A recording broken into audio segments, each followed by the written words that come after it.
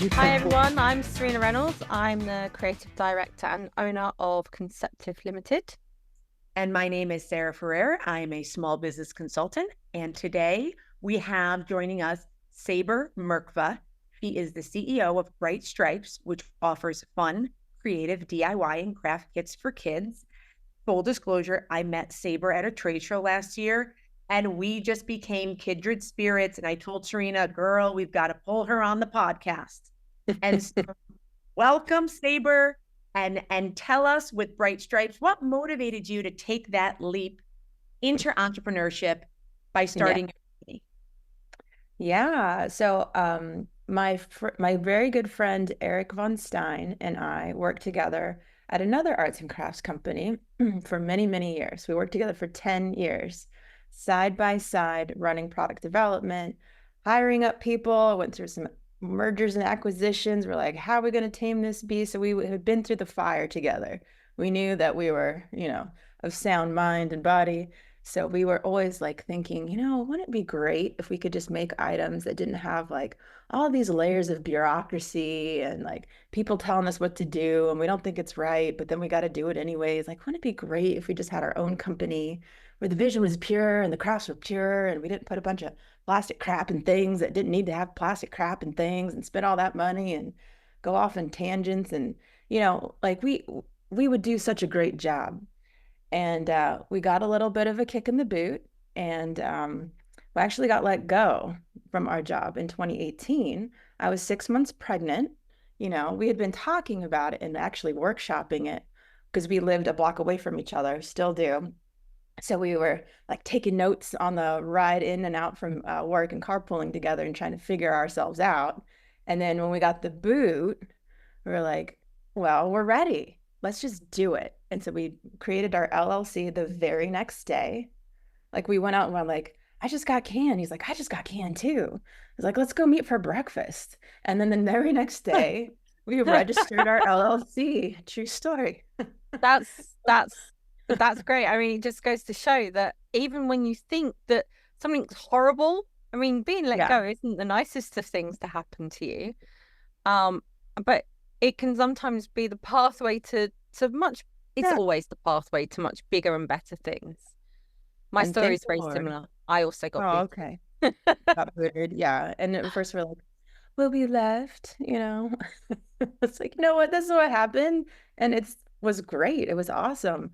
I got to collect a little unemployment being 6 months pregnant and get my feet under my ground. We had like a couple of weeks of severance, which is awesome. And then boom, it had it felt really good. It felt really strong. And then I got to be home with my baby instead of the other plan was I'll have the baby and then figure out how to start a business with you. It's like, that would have been a lot harder.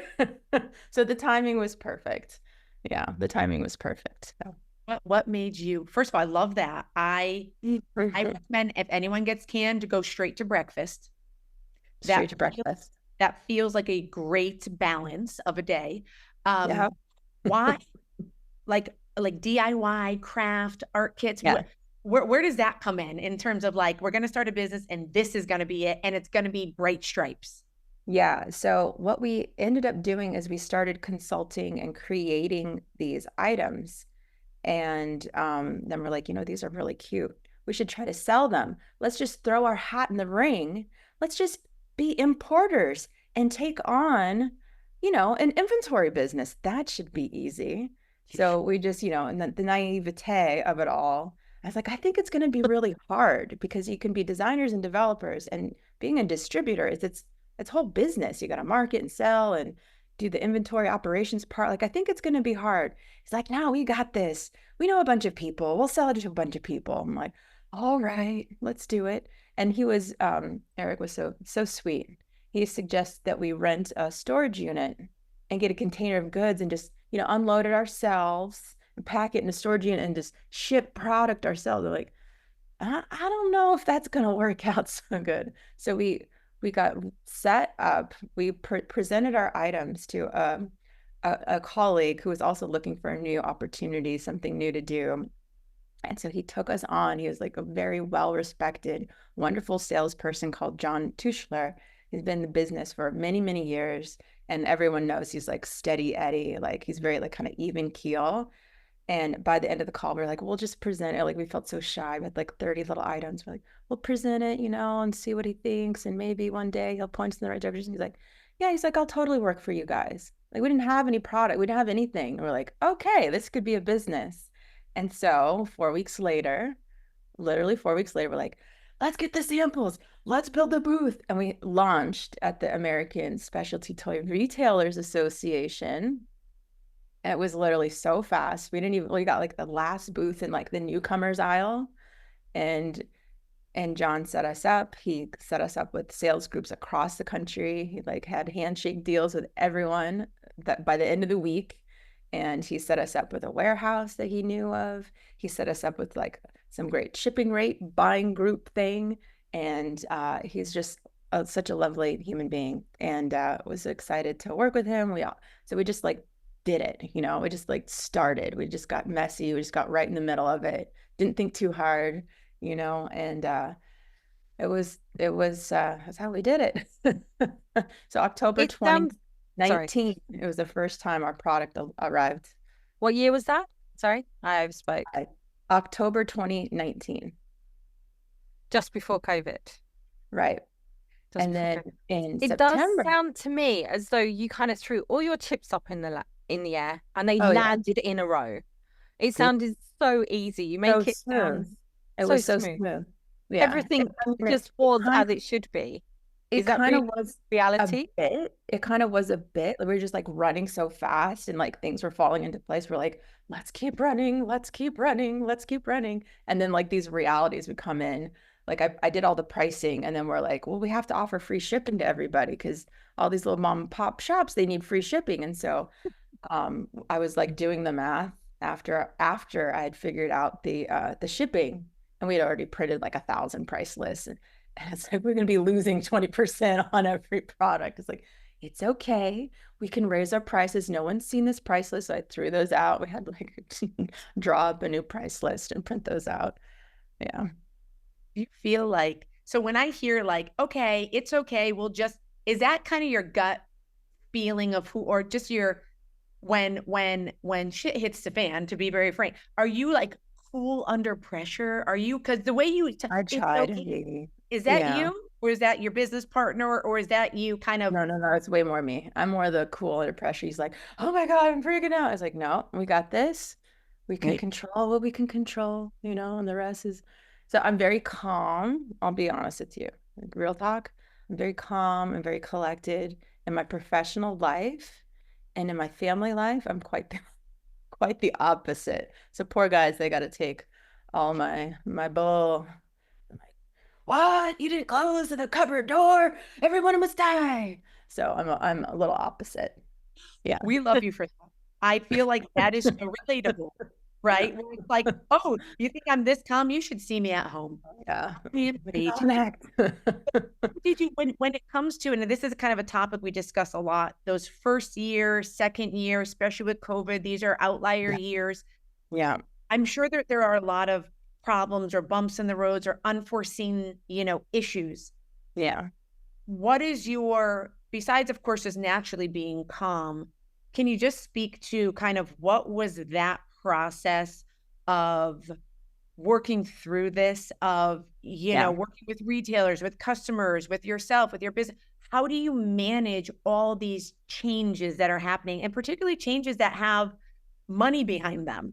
Right. Yeah. It's very, we were pretty well prepared in our last job to deal with like the types of things that came up. Like we'd been to a million trade shows, so we had that like shtick down. And we worked well together. Can I just clarify? Had you worked in commerce before? Not only on the development side, to be fair. So developing, and then also being in buyer meetings and like trade show stuff. So being in front of customers. So I had that side down. And, Eric and I were both very nosy. And we're like, we're like little smarty kids that tried to get an A on every homework assignment. So, when we're in a room and we see like a guy was like, well, what do you do? And how do you do that? And how does that relate to what I'm doing? So what I can do is better, and what I can communicate to you makes you better, and just like try to fix everything. Right. And it's like not show up, do your job, and like bounce out. We were like getting involved. So, we were, kind of, I would have all these operation meetings, and we would talk about like item number, like organization tree stuff. Like I was into all that stuff. So when we did our own business, it felt like we're kind of doing the same types of things, but of course adding in being an importer and figuring out the whole logistics part, that was a whole nother kettle of fish. And like figuring out a warehouse and how to deal with a warehouse, and like data, and there's a lot with a business. And for a long time it was just Eric and myself. Now we have some help, 5 years down the road, so that's amazing and makes a huge difference. But in the beginning, I was just like, Google University, like, what does that term mean? Freight forwarder? Yep, I'm right there with you, and want you to put that on top too, and figure it out. So thank you for being so honest, because so many times we feel like we have to. Yeah, I knew the whole playbook before I even knew what a playbook was. And Right. it's just Googling profit margin. Right. In the way beginnings. Like, is this normal? But how do you know Yeah. in the beginning until you know? Yeah, you don't. You got to dive in. Yeah. So there was a lot of diving in. And then we knew people. So if we needed help, we would ask. Like for the whole logistics thing, which is like the paperwork and the processes, like I was very nervous about that. And I had a friend in my daughter's classroom that was in the freight forwarding business, and it was just starting a freight forwarding business. So he became my freight forwarder, and him and his wife, who was also in the business in the past, like explained the process. I took all these notes, like, okay, there's an ISF and there's this and this, I would take the notes and figure out how to do these things, and Google things when I didn't understand. And yeah, so we knew that we knew enough people that we could rely on their guidance, So that was very helpful too. It's like a goodwill, fostering goodwill, being good people in the world, and, always coming right by people worked out for us because people were willing to return the favor for us. It sounds like you attracted, and this is, naturally I always kind of relate it to Serena and I were just two kindred spirits in the business that came together. It sounds like, not to get too woo-woo, if you will, but like energy kind of attracts like energy, right? And it sounds like you really use people. You used network. I'm biased because I've met you and I love you, so I'm like, she's fabulous. But it's that energy that you have of, I'm learning, I'm a student, I'm going to take notes, I'm going to be honest that I need help. Yeah. Did that come naturally, that I need help? Was that something that you were just very upfront with and that attracted people? Or did you find that you struggled with the ask? No, we knew that we were like babes in the woods and needed help. And, we're not like going to come out to, consultant that we've never met. We have no idea what we're doing. Please explain everything. We would ask trusted friends or colleagues, how to do things. And but I have always been open because I'm confident that I have enough smarts to like get me through the day. So it's not about like being weak. Like I apologize if I make a mistake. I'm like, I messed up big time. I am so sorry. I messed up. And I'll tell everyone, I'll tell the factory, I'll tell like the warehouse, I'll tell salespeople, like I messed up, for me, there's no shame in it. Like, I know that's a big deal for a lot of people, and I never understand why. It's like, let's move on. Like the weird, like trying to cover yourself, trying to cover your track. Like, I hate that nonsense. Like, that does not work for me. So I think that's not something like that owning up and employees do. Go forward. Isn't that more of an employee thing? When you become manager of your own business, the only person you're really answerable is yourself. Right. Well, that's true. Yeah, for sure. It's a different level of that. I mean, but we were, Eric and I were both managing teams at at our old job. And I always hated when you were like, there's a problem, you're trying to figure it out, and then you can kind of see someone just covering their tail, so then you have to spend time on that and unwinding that, and it's just like, it's just wasting everyone's time. We all know there was something screwed up happened, and now I got to do like a forensic analysis. Like, let's cut to the chase, like we all know. And when you're in manufacturing, these are like real things, right? These are real things. Or like, they're really in a box. You said there was going to be 6 in a box, and there's 4 in the box. Like, these are real things that you have to deal with. So like, the quicker you can figure it out and like fix the problem, the better, because age does not help with any of those things. It just doesn't. And you learn that pretty quick too. Like being in product, I don't know, product delivery, like product of physical things. It you just see it. You can't hide. Be that at this point, if I'm doing the timeline correctly, at this point you've had your baby, right? Like, because you were 6 months pregnant about when you had got canned, right? So yeah, all of this is happening. I'm talking first couple of years, going to the trade shows, all these things you kind of knew, right, from past experience. But yet now you've delivered the. How is balancing now being the owner of this business? Was this your second child or first child? It was my second. Yeah, second. It was my second. Talk to us about kind of what, were you on autopilot? You kind of knew what to do. Was there challenges? Family with, family life and life? Feels like a lifetime ago. So my daughter's now 5. Okay. So I can like, my business and my daughter are like the same age, like walking through life, and I can measure years and her height. Right.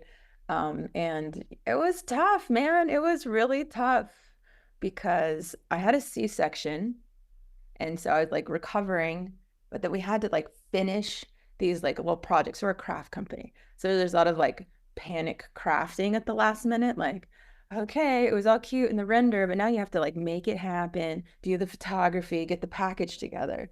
So I was like, okay, waking up at 5 in the morning with my little stitches, like decoupaging some ceramic llama literally in the morning. My mom was here to help me. I'm like, Mom, help me craft. The baby's sleeping, and she was helping me craft. It was a lot of that. My baby was, thank God, healthy, no problems, no issues. My first baby was in the NICU for a month. Like, if that was like aligning, I don't know, that would have broke me, but she was fine. I had grandma. We have a 2-family house, so my mother-in-law lives underneath us and we live on top. So she's there. So that's like gigantic. That's like a gigantic blessing that she's there and she can help me out. So she's helping with the baby, helping with after school stuff. So yeah, I'm very lucky that all of those things are in place, and it's just, grind it out and don't get a lot of sleep. Like in the first, so talk to us about then going to the trade shows. You kind of have the experience there with the setup. What's, if you could just take some big rocks, what was really unexpected, or what were some lessons you learned in the first couple of years? You're like, oh, really, for being so cool, calm, and collected, this threw me off, or this was such a pleasant surprise. When, demand planning, I don't know if you've experienced like trying to figure out what people are going to buy. You make all these things, you think they're all pretty cute, you take it out in the world and you got to put your money where your mouth is. You have to say, they're going to buy 12 of these and 35 of these, and you got to put them in container and get them over. So that is, it's an art and a skill to do that. And that has been a long journey of figuring out, like, not buying too much of the duds, buying like extra of the good ones, and like figuring out which ones are the duds and which ones are the good ones. That's been a hard lesson. How do you do that? Do you take it to market beforehand? Do you take it around and ask small children to play with your toys? So how does that work? Oh, yes, I would love to. So I have my own like tiny little family test group and, neighbors and friends test group. But I mean, I would love to like just spend more time with the children, testing things and getting them like absolutely perfect. But we show them to our sales guys, but you have to like gauge on like, they're like, that's nice, or like, wow, this is amazing, and then like gut check. Because for our size of business, if you ask our sales guys for forecasts, our sales groups and whatnot, reps across the country. It doesn't, it's hard to quantify. Like, how many mom and pop shops are going to buy this product over the course of the year? It's like, it's pretty abstract. So you just kind of, we've gotten a lot better about like trimming the order as our catalog has grown. We can fill the container with different items. So that's been helpful because we just try to buy tight and then just keep reordering.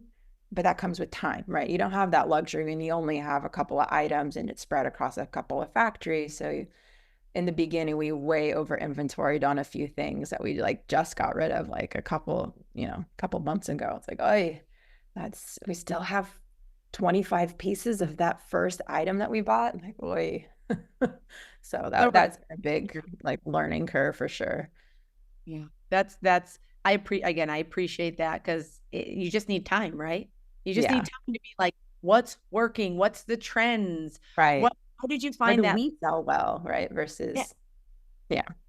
Well, how did you feel that during COVID or, COVID, were you going to the trade shows? Were you like, okay, let's switch up the plan and do more online? How did that kind of affect not just the business, but how did you kind of switch to what the demand was or the shipping delays? What does all that look like? Well, we all survived as entrepreneurs the COVID years. That was some rough stuff, especially starting during that time. So we got product in on October 2019. We go to our very first trade show, our very first New York Toy Fair. That's in March or February. And in March, the whole world shuts down. So a lot of people canceled. They were like, everyone's on fire for our stuff. It's so awesome. It's so great. It's arts and crafts. So we're like, could have been poised to like really clean house. No, I'm not trying to belittle the moment of the pandemic, but a lot of arts and crafts companies were really set up to do well. We had a placeholder website at that point. We were just like heaving something up. So you could buy stuff, but we still don't like market to our website. It's not really our focus. So we weren't set up for direct to consumer at all. We're not on Amazon, right? We're not on Amazon. And just fledgling relationships with these little mom and pop shops. So most of them actually carried through and did an amazing job. They would do like door deliveries and birthday party stuffs, and we're doing a great job of delivering product and keeping kids busy and making it fun and making it part of the, staying at home experience. So we did pretty well with most of our stores. We did a drop ship program where they could just list it on your website and we'll just drop ship it to your customer. And we thought, well, at least that'll get us by. But not that many stores took us up. But the one store that, like a couple stores that did, were like keeping us by. And we were on masonnet.com. That was our only online presence. Between the two, they kept the lights on and like barely kept the lights on because everything was slow as snails. And we weren't set up for direct to consumer. So no one was like buying our stuff when everyone wanted arts and crafts. We're like, I got them. The timing of that was just like off. And that was a tough moment. So the first half of the year was like $0 in, but then the last half kind of picked up as everyone's like, let's have a good Christmas, everyone. So everyone started buying, and then we like evened us out. So yeah, we got through that year. That was a tough year for sure. It sounds like holiday kind of got you through, but then how do you survive? Because it sounds like, you've got a good attitude, you're pretty chill, but then it's also like you can't struggle against the economy or against that's global pandemic. Yeah, and your kids at home like trying to be on Zoom in the second grade. Kudos to all those kids that survived schooling on Zoom. That was not easy for sure. And the teachers, mums. Oh, Lord of mercy. Those teachers are saints. Right. Did you find though that like after that holiday, like because you had a sales rep system in place, you had some specialty and boutique stores. Like, did you expand after that, or did you just say, "Listen, guys, we got this system in place. Let's just keep trekking, and over time, something will happen"? Yeah. Well, that was basically our strategy, to keep trekking, try to get some little bit larger accounts that will like support us, going forward. But so in 21, we exploded. So then I learned a new lesson in economics. It sounds great. You're like, oh, explosive growth, like a bazillion growth. It's like, you know what that means? It means you're making more money tomorrow than today. So today you're losing money. That's what it just is. Let's be real. That's what it means today. You are spending way more than you're earning today because you're growing, and tomorrow is earning. So this is like intellectually you understand, but when it's your dollar bills and you're like 401k, your measly 401k you cashed out and put in the business, you're like, as the cost of containers like went crazy up and your costs are like going crazy and you're trying to figure out what the hell is going on. And we just like stuck with it, stuck along for the ride. And, you know, fortunately, our factories were very generous with us and us being really late with paying them, being really late. And they survived it. We survived. Everyone just had to like grip the rocket ship. It was blasting through the air. It was like everything was falling apart, you know? And of course, you guys had all the containers on the ships just lined up outside your ports, not being able to get in, not being able to unload. I remember flying over and seeing that for. Oh, yeah, I know. The port business was crazy. I mean, it was $3,000 for a container before we started, and then it was like $4,000 when we started, and then it got up to like $28,000. I mean, how can you factor that into your cost of goods, people? This is what I mean. I don't understand why this wasn't like blasting all over the news, and there's no real reason for it other than it was an opportunity to make some big bucks, and they're just like. It was a horrible what fine demand the owners and the consumer was going through. It was just because these shipping guys are like, let's take our day in the sun. Give everyone a big ride. But so you like I know you had said like, you know, cash out your 401k. Now I'm assuming that actually happened because, you know, or yeah. Right. Yeah. I could read between the lines. I'm like, you know, us kindred spirits who like a good joke sometimes joke about personal experience. And so I'm listening to this and I'm thinking, this is what the entrepreneur does. They figure it out. They put their stuff on the line. Yeah. What was in your head at that moment? If this let me take a step back. Did you think, heck, what if this doesn't work out? Or were you just like, I'm putting it all on the line? That was so not an option. It just like was not an option. We just had to ride it out. We knew it was temporary. The shipping thing, like eventually has to go down. But when you see it like 30% month over month, over month, over month, over month, over month, it's like, good God, it's got to have an end. It's got to have an end. And yeah, there was moments of doubt actually at the like in August at its peak. You're like, oh my God.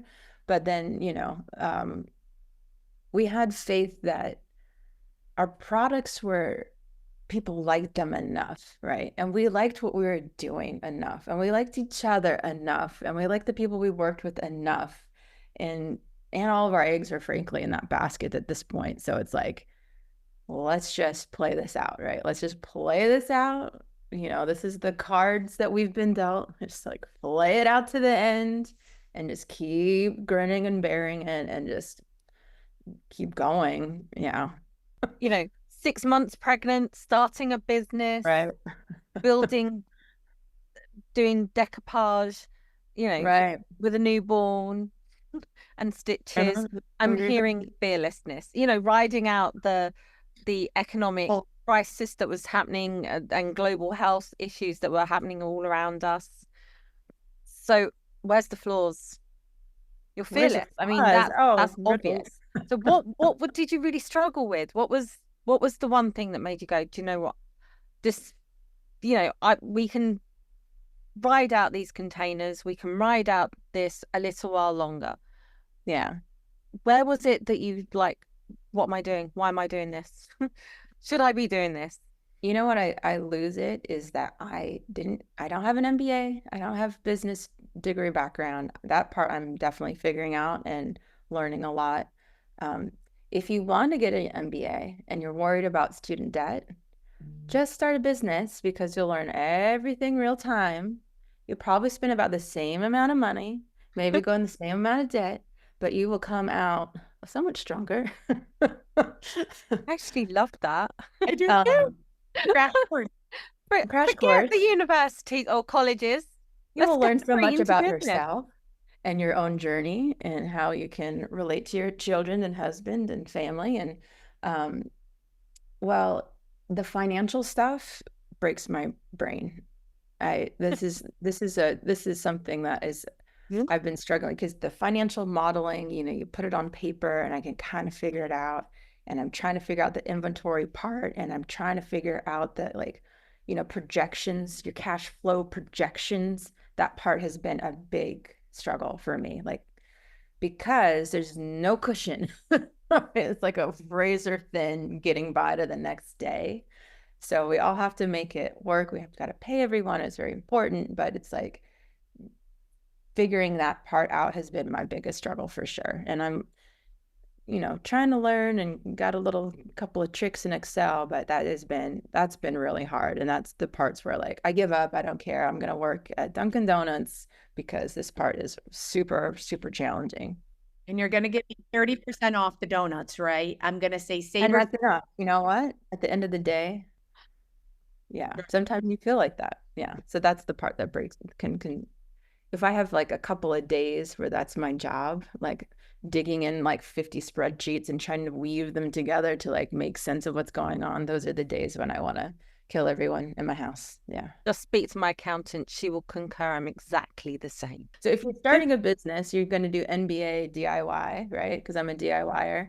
Get yourself a financial person for sure. That happened late. We've been through so many accountants and we finally have a good one, but that was, oh man, we had some real challenges with that, keeping track of all the things in the correct and proper way that you could follow, and then being consistent person to person as we're trying to find our path. And yeah, so I would say definitely that, because if you're not knowing how much you make, what is it all for? What is it all for?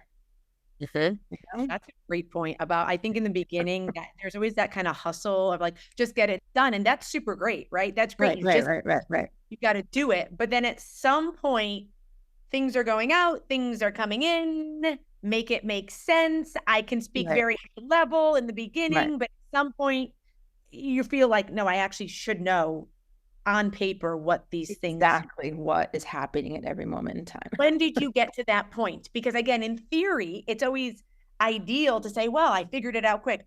Really quantified it. Can I also just chuck in here as well? Being an entrepreneur, you're the bottom of the list of anyone that gets paid. Oh, for sure. Oh, for sure. That's a really hard pill to swallow at times. Oh, yeah. You're the one putting in the hours. You're the one putting in the risk. And you are the one last in line. For sure. Yeah, 100%. Yeah, that's very real. That I can relate to, for sure. So after, we're 5 years in of shipping product and figuring out how to give ourselves enough, right? And then we have to prioritize yourself, because there's always 100 guys waiting in line. And if you don't pay yourself and your quality of life is crap, and you look on paper, you're out of everything that I pay for in my year, the part that I have to pay to myself to live is not that much, and I skip it. This is ridiculous. So we learned that lesson over time too. And there's a reality of you just have to pay everyone. If there's nothing left, there's nothing left. But we've been trying to get better this year about really being disciplined about paying ourselves first. So fair. It's taken about, it's a journey. Yeah. And after 5 years, give us kind of an up, where are you guys at? How many stores are you in? In the beginning, you said you were just on Masonette, kind of with the boutiques and specialty. Yeah. Is that still your core? Have you blown up? Has that growth come to fruition, that expansive growth during COVID? Where are we at now with Bright Stripes? Yeah. So after that, 1 year where we're ba-boom, and that was a lot. We don't want to grow that fast anymore. And then, you're lucky if you can grab onto the comet at that point. So a lot of companies this exponential growth that's been steady now, which has been lovely, right? It's growth sounds like a really good thing, but it can crush a lot of companies. Yeah, it's that cash flow, man. That's it. It's, you can intellectualize it all you want, but when you're seeing it just the sieve of money going out, and you're but if I could just survive, as we tell ourselves all the time, I know it's hard right now, but if we can just survive to that 3 months in the future when the orders are coming due, right, then we'll have made it. So yeah, there's still a lot of that going on, but I even forgot the question. Honestly, I'm just in a trance whatever you say. I'm always like, yes, girl, keep going. But it was just 5 years. That's monumental birthday. Monumental. Fun. Oh, where are we now? Oh, that's the fun part, right? So we do. So I want to brag a little bit. So we did our little redo. So this is our on today. So we spent some time. This is a tough year too. So we did a little rebrand. So we have these like podcasts. So let's describe things as well. Oh, sure. So we have a logo that we redid. So we're Bright Stripes, and it has like this like kind of paper cut crafty look. We've got these little critters, little pencils and little paint brushes and clouds and strawberries and stuff that are just so cute. That are your wholesale catalog that you're showing us, which is beautiful. Here's me and my buddy Eric looking at the solar eclipse. 5. Yeah, big celebration there. Big celebrations. We're 5 years old. We had a party. We had cupcakes and some sparkling wine at our last Astra trade show. It was really fun. And we have our we're being more forward. Before we were like a capsule collection kind of a company where we'd have like a little bit over here and a little bit over there, but now we're like Bright Stripes brand forward. And so that was a big journey to get there. We're really excited. So our whole thing is giving kids skills for life, that they, things that they can make that are easy enough for them. Like it has some mastery to it. There's some investment in time, but at the end you make what you see on the package. You're guided to it. It's made for you to feel good about it. And it's a quality thing that you've made at the end. So it's not just like some cheese ball thing that mom is like, thank you. And then she like puts it on the fridge for a moment, and then something that you want. So we have like knitting kits and painting kits and really beautiful things. So I mean, I've been looking through your website and having a look. My daughter would have absolutely loved this a couple of years ago. She's now nearly 18. She probably still would love most of this, to be honest. Shocking. I got a 12-year-old. I got a long way to go, man. That's going to be a journey for sure. I'm sorry, and sir. I really love this. I mean, as a mom and as a mom of a child that was creative, I mean, these things are absolutely beautiful, and they look like so much fun. I could have fun doing these things. Yeah, that's the crafts and things. And in an era of iPads and iPhones and computers and things, like, I've really struggled over the years to find presents for my children that haven't involved a download. Right. I know. It's a whole new world. I know. So I'm really loving what you've got, and I'd love to see, in stores here in the UK, but right. No, that's the pond we haven't reached over yet. So we're in over I think 1,200 independent mom and pop shops. We've got some things going in Canada, Mastermind Toys. We're deeply into that chain in Canada and other mom and pop locations up there. Chapters Indigo. We got in Nordstrom's and a couple of different department stores. Von Mars, like a regional one, the paper store. So we're in some good locations. Sabre. You say all these accomplishments so smooth. Take a step like clap, 5-year birthday, monumental. Do you feel like, let me ask, because when I hear it, when I'm outside of the Bright Stripes bubble, right? So when I hear it, I'm like, oh my God, this is Nordstrom, Von Mar. I mean, these are real Barnes and Noble. I forgot about Barnes and Noble. Can't talk about Barnes and Noble. But like, when you look back at it now, 5 years in, and you see where you've come. Yeah. Well, congrats. This is amazing. What do you have any insight, any advice, any like, now here's where we've been 5 years later. Yeah. What would you tell the Sabre who was at breakfast? I wouldn't say a word, because if I told her what was really going to go on, she would have run the other way. Well, I would have gaslit her. It's gonna be fine, sweetie. Oh my gosh. It really would be more like cash flow planning. Don't overbuy, right? Be simple, start simple, you know. And if your guts, you have to listen to your guts, because so many times, like, well, we made this item, let's just buy 3,000 units of it. It's like we learn now, it's like, no, if it's not resonating, just don't even order it. And you put it in the catalog and no one's buying it, just leave it out, or if it's the pricing is now doubled. You said you were going to do it, but the pricing's doubled. Like, that needs a rework. Just like, let it stay back. Let's rework that. Let's get it back into reality. Because at the height of the pandemic, we had our biggest like item, which is this beautiful dream jar. And it was supposed to be $20 retail. And I tell you, it was awesome. It had so many things to figure out. It was like this little world that you build with a little cloud, and it would light up. So it was like this ethereal, like miniature world of a candy castle and a tree house with jungle animal. It was like so cute and so beautiful. It was $40 by the time we got through with it, with the shipping and the things and the stuff. We wouldn't do that again. No more $40 items. Like, no one needs a $40 craft kit. This is a $19.99, $24.99 world, and like we gotta like go back down to it. So what would you have, like, if that happened now, you would have just said, hey, we're not going to proceed forward with it? Yeah. Got it.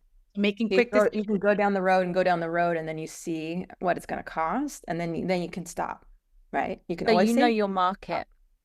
You know your market, you know your audience. Yeah.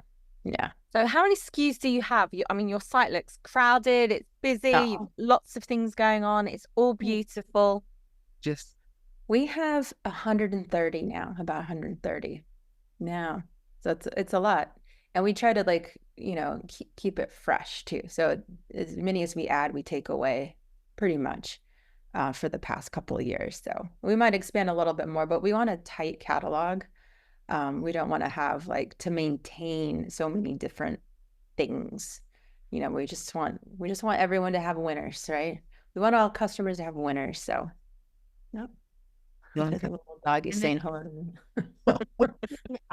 We've been talking about Bright Stripes for of course, for the hour, but where did the name come from?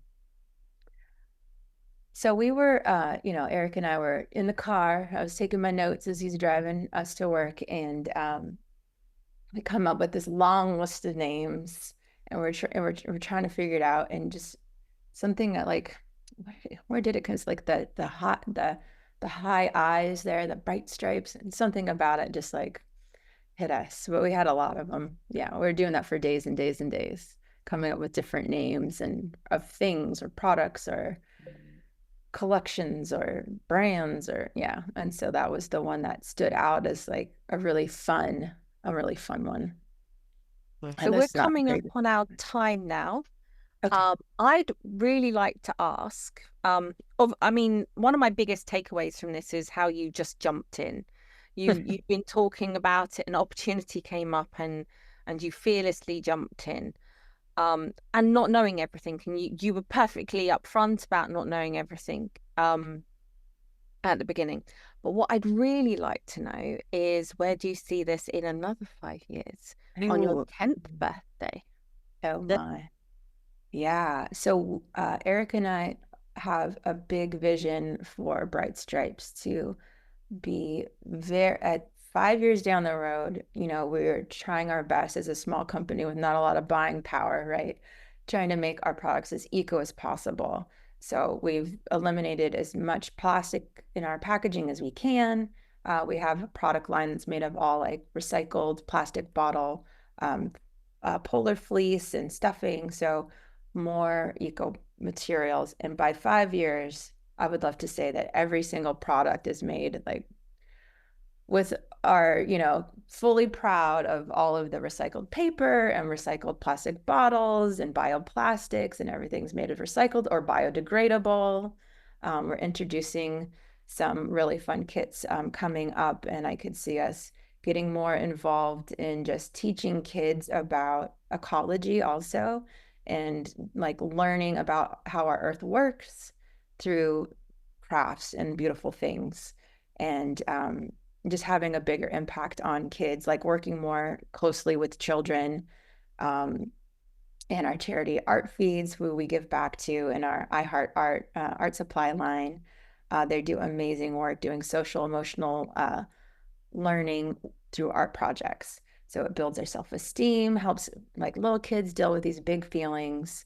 They're on the front lines when people lost their homes due to tornadoes, or they have some kind of emotional school crisis, like, middle school suicide, like horrible things. And they're there to help kids process all these things with art projects. And they have teacher trainings that I absolutely see myself working much more closely with them in the future, and just, getting involved with real kids, and sharing the love of craft and how you can make things, how you can be a producer, not just a passive consumer. Like these kids, a lot of kids today, they don't connect, they don't have that tactile skill. And it's, and our hands are like our heart, right? And it's like, if you don't keep your hands busy, like there's something like aching and missing in your heart, I think. Like you have to be busy. You have to like get the creative juices flowing, and do those problem solving things. Like these two things, how do they fit together, and making them fit, and being a problem solver in this world is a big thing that I am happy to kind of contribute to in my small way. So that's where I see some. I love that. And then Sabre, for anyone listening, where do they find these amazing craft and art kits? Where can they buy in? They love it. They're like, give me that creative kit. I need to not that. Yeah. You have an unusual domain, so you have to shout it out. What? .co. You're a .co. You're not a .com. Oh, right. .co. .co. Yeah.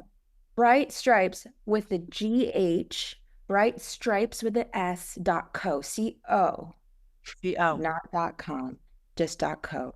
Yeah. Didn't you tell me one time we were chatting, you're like, in the beginning we couldn't afford the M, and I was like, it was $5,000 for register.com.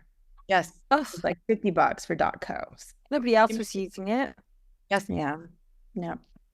Wonderful. Yeah, and then we have a store locator on our website, so you can go there and you can type in your zip code, and it will tell you the local stores that carry Bright Stripes items, because we love local retail, support our local retailers, and that would be lovely.